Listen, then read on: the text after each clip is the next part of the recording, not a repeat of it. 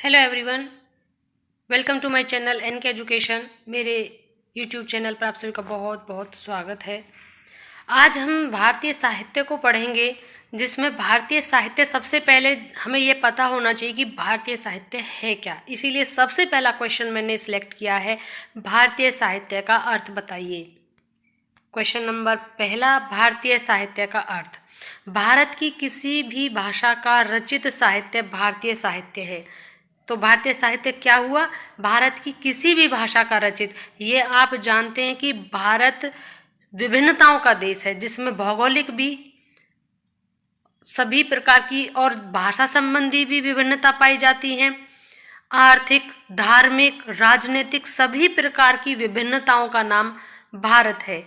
इसी कारण यह है कि जो हमारा साहित्य है वह है तो बहुत प्रचुर मात्रा में, लेकिन उसको इतना विराट और विराट रूप देना एक साथ संभव ना हो सका। ऐसा क्यों हुआ? ये जो साहित्यकार हैं जो हुए थे लॉर्ड मैकाले, उन्होंने हमारे भारतीय साहित्य के लिए क्या कहा था कि भारतीय साहित्य तो इतना है जितना कि हमारे इस यूरोप की इसमें एक सेल्फ के बराबर, एक सेल्फ में जितना हमारा साहित्य आएगा इतना पूरा भारत का साहित्य है। यानी हमारे भारतीय साहित्य को इतना छोटा साहित्य मैकाले ने बताया। उसकी वजह क्या थी? उसकी ये नहीं है कि हमारा साहित्य कम रचा गया, साहित्य हमारा बहुत बड़ा है। इन सभी यूरोप, ये जितनी भी कंट्रीज हैं, जितनी भी महाद्वीप हैं, इन सबसे ज़्यादा अगर बात साहित्य की आती है तो वो भारतीय साहित्य है। लेकिन वह उस उपाधि को प्राप्त क्यों ना कर सका? उसका कारण यही था कि भारत में विभिन्न क्षेत्रों में विभिन्न भाषाएं बोली जाती हैं। जब भाषाएं इतनी हैं तो उसको एक साथ लाना, एक प्लेटफॉर्म पर लाना बहुत मुश्किल था। जो बाहर के साहित्यकार होते थे, अगर उन्होंने किसी तरह से हिंदी को भी सीख लिया तो और कितनी, बांग्ला साहित्य था, तेलुगु है, कन्नड़ है, उर्दू है, कितने साहित्य रचे गए, कितनी भाषाओं में रचे गए। तो ये संभव नहीं था किसी भी साहित्यकार के लिए कि वो इन सभी भाषाओं को सीखता, समझता, फिर उनको सभी को एक ही भाषा में लिपिबद्ध करते हुए पूरे संपूर्ण हमारे भारतीय साहित्य को लिपिबद्ध कर पाता। यही कारण था कि आज हमारा साहित्य अन्य के मुकाबले थोड़ा संकुचित हमें प्रतीत होता है, लेकिन ऐसा है नहीं। सबसे ज़्यादा भारतीय साहित्य ही रचा गया। केवल एक ही कारण था कि भारत में विभिन्नताएं, खासकर जो भाषा संबंधी विभिन्नताएं थीं, उसकी वजह से वो एक तार में ना पिरोया जा सका। चलिए, इसको मैंने थोड़ा इसीलिए बताया ताकि आप भारतीय साहित्य को समझ सकें। अब आपको जरूर थोड़ा बहुत ये समझ में आया होगा कि भारतीय साहित्य क्या है। भारतीय साहित्य केवल वो नहीं है जो हिंदी भाषा में रचा जा रहा है। भारतीय साहित्य वह है जो भारत में रहकर किसी भी भाषा में रचा गया, वो सभी भारतीय साहित्य में आता है। अगला हम अपना क्वेश्चन देखते हैं, क्वेश्चन नंबर सेकंड। भारतीय साहित्य की प्राचीनतम रचना किसे माना गया है? तो सबसे पुरानी रचना ऋग्वेद है। ऋग्वेद, 4 वेद थे हमारे, 4 वेद में सबसे पुराना वेद ऋग्वेद है। प्रश्न नंबर 3, भारतीय साहित्य की प्रमुख प्राचीनतम विद्या क्या है? तो प्राचीनतम विद्या काव्य है। जो यहाँ पर इन्होंने विद्या लिख दिया है, विधा। तो जो भारतीय साहित्य की जो विधा है, सबसे पुरानी विधा काव्य माना जाता है। अब विधा आपको सब मिलेंगी, धीरे धीरे हम आपको सारी विधाएं भी बताएंगे कि कौन सी विधाएं होती हैं, क्योंकि ये मेनली तो हम उनको करके चलते हैं, दृश्य, श्रव्य, और जो दोनों में इंक्लूड होती हैं। उस तरीके से फिर ये बढ़ती चली जाती हैं और उनमें आ जाती हैं, जैसे कहानी, नाटक, एकांकी, रिपोर्टाज, सब इस प्रकार से विधाओं में आ जाएगा। वो बाद की है, हम विधाएं भी आपको कवर कराएंगे। तो फिलहाल भारतीय साहित्य की जो सबसे पुरानी विधा है वो काव्य है। काव्य जिसको लयबद्ध तरीके से गाया जाता है। अब अगला प्रश्न है, ऋग्वेद किस शैली में रचित है? तो यह भी काव्यात्मक शैली में है। गद्यात्मक नहीं, एक होता है गद्य, एक होता है पद्य। जो पद्य में लिखा गया वह काव्य है। तो काव्यात्मक शैली में ही ऋग्वेद को लिखा गया है। ध्यान रखिएगा, ऋग्वेद की शैली है काव्यात्मक। अगला हमारा प्रश्न है, भारतीय साहित्य में किस भाषा के साहित्य का अध्ययन किया जाता है? भारत में प्रचलित सभी भाषाओं के साहित्य का अध्ययन किया जाता है। मैंने पहले क्वेश्चन पे ही आपको इतना डिटेल में बता दिया कि मुझे उम्मीद है कि आपने जो ये 5वां क्वेश्चन है पढ़ते ही जवाब दे दिया होगा, क्योंकि मैंने पहले ही कह दिया कि अगर कोई आपसे पूछता है भारतीय साहित्य किस भाषा का है, तो आपको भारत के अंदर जितनी भाषाओं में जो भी साहित्य रचा गया वो सब भारतीय साहित्य ही है, इसलिए सभी भाषाओं में रचा गया साहित्य अध्ययन में आता है। अब प्रश्न नंबर 6, रामायण एवं महाभारत में से आप किसे प्राचीन मानते हैं? सीधी सी बात है, आप भी जानते होंगे, रामायण हमारा प्राचीनतम ग्रंथ है। अगला प्रश्न, महाभारत के रचयिता कौन है? तो महाभारत के रचयिता है महर्षि वेदव्यास। आगे है महर्षि वाल्मीकि अपनी किस रचना के लिए प्रसिद्ध हैं? आप अच्छे से जानते होंगे, वाल्मीकि रामायण के लिए, वाल्मीकि रामायण के लिए। तो आगे है 4 वेदों के नाम लिखिए। जो 4 वेद हमने अभी आपको बताए थे वो चारों वेद ऋग्वेद, अथर्ववेद, सामवेद और यजुर्वेद, ये चारों वेदों के नाम हैं। ये हमारे चारों वेद हैं। चाहे तो आप जो इम्पोर्टेंट क्वेश्चंस आपको लगे स्क्रीनशॉट लेते रहें आप। अगला क्वेश्चन है भारतीय साहित्य की विविधता का कारण क्या है? वही जो क्वेश्चन नंबर देखो मैंने एक थोड़ा डिटेल में बताया और उससे कितने क्वेश्चंस पुटअप हो रहे हैं, उसी से ये हो गया है। अभी मैंने बताया था कि भारत में भाषा की, भूगोल, भौगोलिक जैसे बोला, सांस्कृतिक विभिन्नताएं, धार्मिक विभिन्नताएं, बहुत धर्मों के लोग हैं, जितने धर्मों के लोग हैं उन्हीं के हिसाब से उनकी भाषाएं हैं, क्षेत्रीय भाषाएं हैं। तो इस प्रकार से जो क्वेश्चन नंबर 10 है, भाषा, भूगोल और सांस्कृतिक विभिन्न, यही भारतीय साहित्य की विविधता का कारण है। आगे देखेंगे हम तेलुगु भाषा के ज्ञात कवि जन्य का समय क्या है?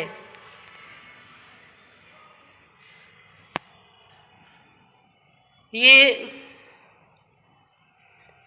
11वीं सदी है ये सदी इन्होंने लिख दिया है, सदी ये ऐसे लिखा जाता है, सदी।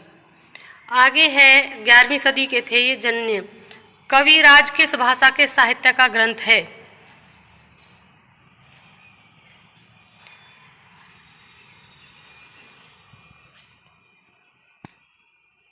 कविराज किस भाषा के साहित्य का ग्रंथ है?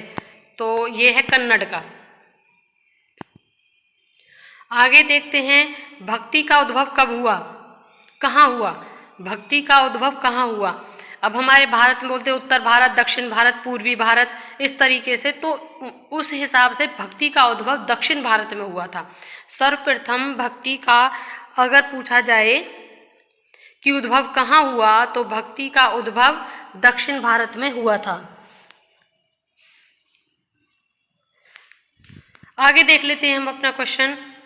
हिंदी के साहित्य इतिहास के आदिकाल की किस प्रमुख रचना का नाम लिखिए? किसी भी एक रचना का नाम इन्होंने पूछा है तो पृथ्वीराज रासो, ये सबसे आसान है और ये सभी को याद भी रहता है, क्योंकि ये आदिकाल की ही रचना है, इसलिए पृथ्वीराज रासो, जो कि चंद्रवरदाई द्वारा लिखी गई थी। चंद्रवरदाई इनके राजकवि थे जिन्होंने पृथ्वीराज रासो लिखी है, सबसे पुरानी मानी जाती है, जिसकी प्रामाणिकता और अप्रामाणिकता पर भी काफ़ी प्रश्न हैं कि यह रचना प्रामाणिक है या नहीं है। इसको भी हम आगे की उनमें डिटेल, जैसे हम आदिकाल को जब पढ़ाएंगे तो आदिकाल में पृथ्वीराज रासो आएगा तो उसको डिटेल में भी हम आपको बताते चलेंगे साथ में। आगे हिंदी के किसी प्रसिद्ध भक्त कवि का नाम लिखिए। तो हिंदी के किसी प्रसिद्ध भक्त कवि का तो तुलसीदास हैं, सूरदास भी हैं, तो जो भी आपको याद रहे तो तुलसीदास यहाँ पर। और रामचरितमानस किस कवि की रचना है? तो तुलसीदास जी की है रामचरितमानस। हिंदी साहित्य में भारतीय मूल्यों की अभिव्यक्ति हुई या नहीं हुई? हिंदी साहित्य में भारतीय मूल्यों की हुई है, क्योंकि जब हम आपको पहले बता रहे थे जो भी साहित्य रचा गया वो सभी अपने अपने मूल्यों के अनुसार ही रचा गया था। जो जिस धर्म से संबंध रखता है, जो जिस क्षेत्र से संबंध रखता है, उसने उन्हीं मूल्यों को समाहित करते हुए साहित्य का सृजन किया। जो बांग्ला साइड के थे, उन्होंने बांग्ला से सृजित अपने सभी मूल्यों को उसमें सृजित करते हुए उसका सृजन किया था।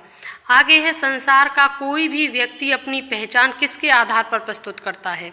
तो इसका सही बढ़िया जवाब रहेगा, संसार का कोई भी व्यक्ति अपने देश के सांस्कृतिक मूल्यों के आधार पर अपनी पहचान प्रस्तुत करता है।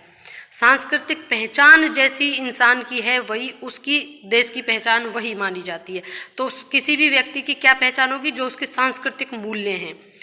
अगला प्रश्न है, मानवीय मूल्य कहाँ पर पनपते हैं? मानवीय मूल्य मनुष्य के जीवन में पनपते हैं। मानव मूल्य का अर्थ क्या है? बोल देते हैं हम ऐसा, लेकिन सबसे इम्पोर्टेंट है मानव मूल्य। तो मानव मूल्य का अर्थ है कोष्ट या कीमत न होकर जीवन दृष्टि होता है, यानी कि आप अपने जीवन के बारे में, अपने जीवन यापन को किस तरीके से जीने में किस को महत्व देते हैं, वो मानव मूल्य होते हैं।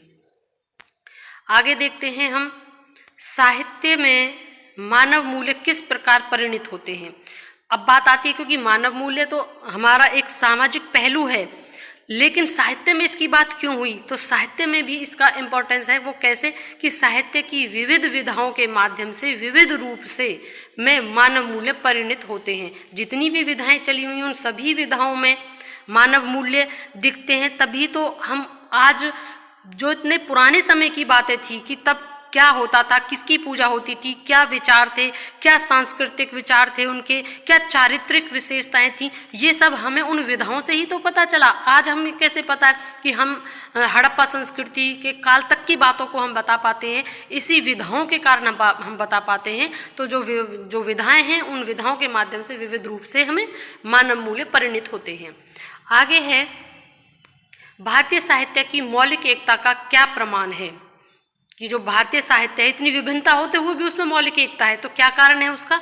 कि भारतीय साहित्य में प्रवाहित विचारों की एकता उसकी एकता का ठोस प्रमाण है। तो जो हमारे विचारों की एकता है, भले ही हम भौगोलिक रूप से अलग हैं, सांस्कृतिक रूप से अलग हैं, धार्मिक रूप से अलग पाए जाते हैं, लेकिन हम सभी में विचारों की एकता है। अगर आज भारत की बात होने लगे तो हम सब भूल जाते हैं कि हम कहाँ रहते हैं, कहाँ नहीं। केवल हमारी एक ही विचार होगा, वो कि हमारा देश भारत है। तो ये विचारों की जो एकता है, वही हमारे साहित्य की मौलिक एकता है। आगे है, भारतीय साहित्य के अध्ययन की 2 समस्याएं बताइए। तो ये समस्याएं तो मैं आपको क्वेश्चन नंबर फर्स्ट जब हम अटेम्प्ट कर रहे थे तभी मैंने बताई थी। एक तो भाषागत भिन्नता हो गई। भाषागत भिन्नता कैसे? क्योंकि जगह जगह अलग अलग भाषाएं बोली जाती हैं, तो ये उसका अध्ययन कोई कैसे करेगा भारतीय साहित्य का? जब भी कोई अध्ययन करने बैठता है भारतीय साहित्य का, तो एक तो भाषागत भिन्नता आ जाती है, क्योंकि इतनी भाषाओं में साहित्य रचा गया, अब वो किस तरीके से उनको लिपिबद्ध करे। दूसरा है विषय संबंधी विराटता। जब क्षेत्र के हिसाब से पूरे उसमें वो होगा तो उनका विषय भी अलग अलग होगा, उनकी समस्याओं का विषय भी अलग अलग होगा।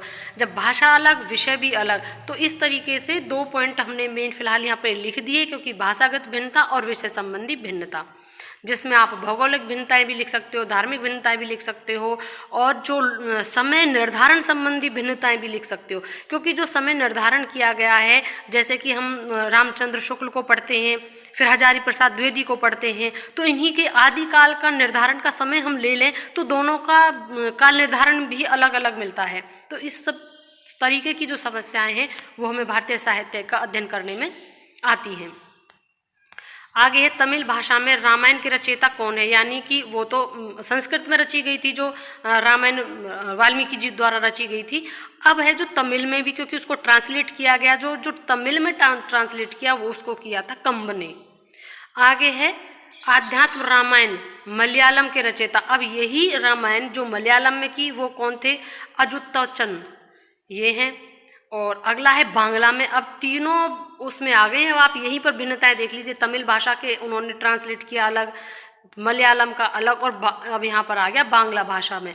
अब बांग्ला भाषा में जो रामायण को लिखा वो थे कृतिवास ने बांग्ला रामायण का ट्रांसलेशन किया था। अब आ जाता है ऋग्वेद का रचना काल क्या माना जाता है।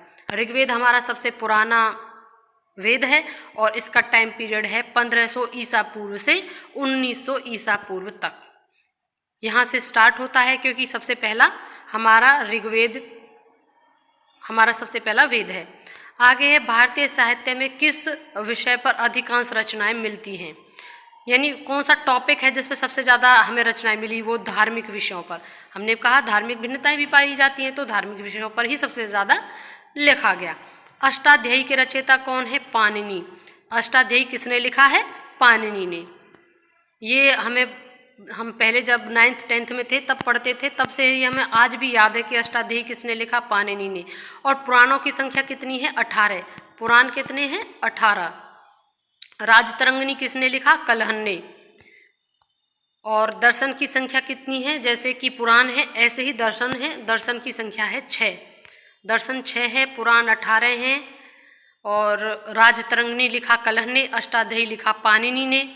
और आगे और लास्ट क्वेश्चन है हमारा, हिंदी साहित्य का इतिहास लगभग कितना पुराना है? तो हिंदी साहित्य का इतिहास लगभग 1000 वर्ष पुराना है। इसे लगभग में लिखा गया है और इसमें आज भी असमंजस है, क्योंकि इसका एग्जैक्ट में भी जो हमारे इतिहासकार हैं और साहित्यकार हैं उनमें मतभेद पाया जाता है, क्योंकि साहित्यकार और इतिहासकार जो इतिहास में वर्णित घटनाएं मिलती हैं उनके आधार पर करते हैं, और साहित्यकार जो साहित्य में मिलता है। आगे हम आदिकाल का एक पूरा टॉपिक लेकर आएंगे जिसमें आदिकाल से रिलेटेड सभी क्वेश्चंस होंगे।